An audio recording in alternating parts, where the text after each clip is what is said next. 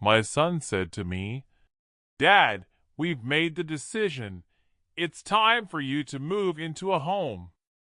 I remember the words like they were yesterday. They cut deep.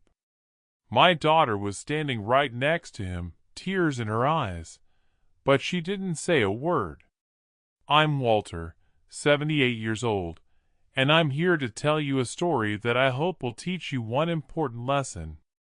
It's a lesson I learned the hard way, and it's something that I wish I had known decades ago. I grew up in a small town in Ohio in the 1950s. It was a beautiful place to live, with rolling hills and fields of corn that stretched as far as the eye could see. I had a wonderful childhood, with loving parents and 2 siblings. But as I got older, I began to realize that my parents were struggling to make ends meet. My father worked 2 jobs, and my mother took in sewing from the neighbors just to put food on the table. But here is what I never told anyone. My parents' struggles took a toll on our family. We didn't have much, but we made do with what we had. I remember one winter, we didn't have enough money to buy coal for the furnace, so we had to burn wood in the fireplace just to stay warm. My siblings and I would huddle together at night, listening to the wind howl outside, and wonder what the future held. As I got older, I became determined to make a better life for myself. I worked hard, got a scholarship to college, and eventually landed a good job. I got married, had 2 beautiful children, and we moved to the suburbs. We had a nice house, a white picket fence, and a dog. It was the American dream, or so I thought. But here is what I never told anyone. My obsession with providing for my family consumed me. I worked long hours, often 12 hours a day, 6 days a week. I was never home, and when I was too tired to spend time with my family. My wife would try to talk to me, but I would just nod and go to bed. My children would try to get my attention, but I would just give them a quick hug and send them off to do their homework. It wasn't until my wife got sick that I realized what I had been doing. She had cancer, and I was devastated. I took time off work to care for her, and for the first time in years, I really saw my family. I saw how much my children had grown, how much they needed me, and how much I had missed. But it was too late.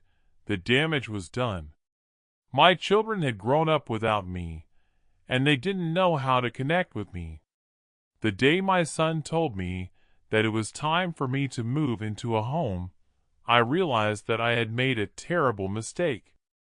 I had prioritized providing for my family over being present for them, and now they didn't want me around. It was a painful realization, but it taught me a valuable lesson. The lesson I learned is that family is not just about providing for them. It's about being present for them. It's about showing up, listening, and loving them. It's about being there for the mundane moments, the everyday moments, not just the big ones. But here is what I never told anyone. It's a lesson that I wish I had learned decades ago. If I had known then what I know now, I would have done things differently. I would have been more present, more patient, and more loving. I would have put my family first, not just my work. My son's words, "Dad, we've made the decision. It's time for you to move into a home," still echo in my mind. But now I understand why they made that decision. They didn't want to take care of me, because I had never taken care of them. I had never been there for them, so why should they be there for me? As I sit here in this home, surrounded by strangers, I am reminded of the lesson I learned. It's a lesson that I hope you will learn from my story. Don't make the same mistakes I did. Be present for your family, show up, listen, and love them. It's the most important thing you can do. And that's why my son said to me, Dad, we've made the decision. It's time for you to move into a home. It's because I wasn't there for them, and now they're not here for me. But I hope you will be there for your family, and I hope you will learn from my mistake. Please subscribe to my channel, and I'll share more stories with you, stories that I hope will teach you valuable lessons about life, love, and family. As I sit here in this empty house, surrounded by memories of the people I love, I'm reminded of the importance of being present in the lives of those who matter most. I think about all the times I put work ahead of family, all the times I missed birthdays, holidays, and special moments because I was too busy chasing my goals. I thought that providing for them was enough, that as long as they had a roof over their heads and food on the table, they would be okay. But I was wrong.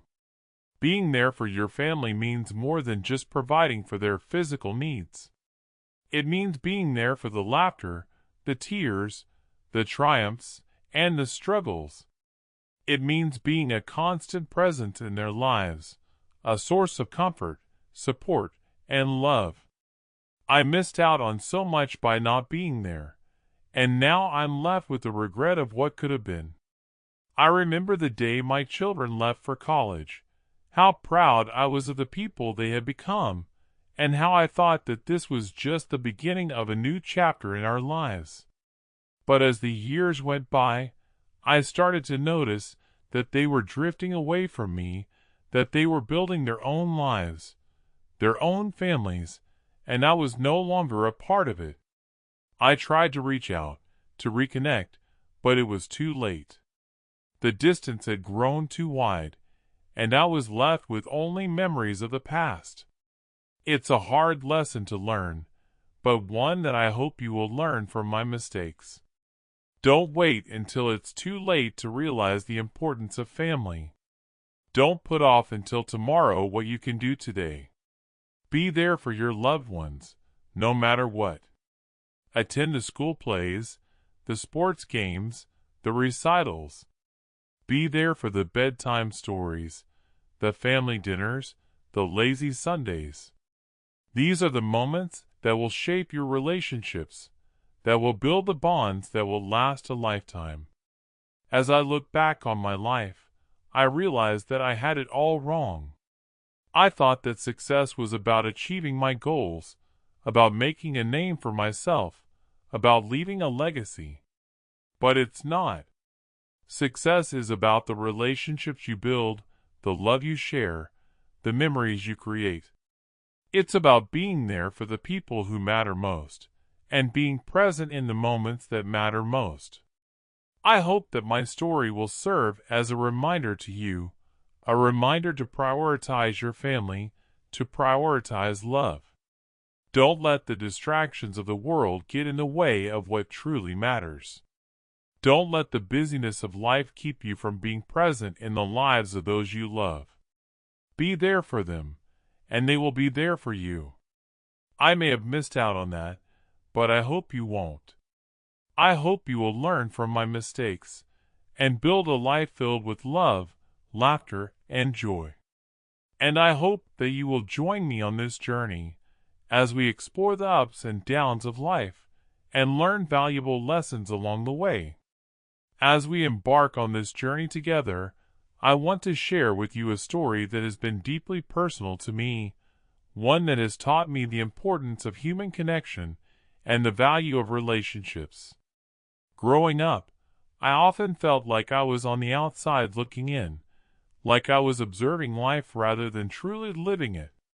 I was so focused on my own struggles and fears that I neglected the people around me, the ones who cared about me the most. I pushed them away, afraid of getting hurt, afraid of being vulnerable. But as I've grown older, I've come to realize that this was a huge mistake. The people in our lives are what make it worth living, what give it meaning and purpose. I think about my own family, my parents who worked tirelessly to provide for me, my siblings who were always there to support me, even when I didn't deserve it. I think about the friends I've made along the way, the ones who have laughed with me, cried with me, and lifted me up when I was at my lowest. And I think about the loved ones I've lost, the ones who are no longer with me, but whose memories I will always treasure. These people, they are the fabric of our lives, the threads that weave our stories together. As I look back on my life, I'm reminded of the moments that truly mattered, the moments that made my heart swell with joy, that made me feel seen and heard. It was the late-night conversations with my best friend, the family vacations to the beach, the lazy Sundays spent lounging in the park. These are the moments that I will carry with me forever, the moments that I will cherish long after the struggles and hardships have faded away. But it's not just the big moments that make life worth living, it's the small ones too. It's the everyday interactions, the smiles, the kind words, the gestures of kindness that we show to one another. It's the way we make each other feel, the way we lift each other up, that truly gives our lives meaning. I've learned that it's the little things that count, the way we show up for each other, the way we listen, the way we care. As we navigate the ups and downs of life, I want to encourage you to prioritize the people in your life. Don't be like me, don't push them away, don't neglect them. Instead, nurture those relationships, invest in the people who matter most.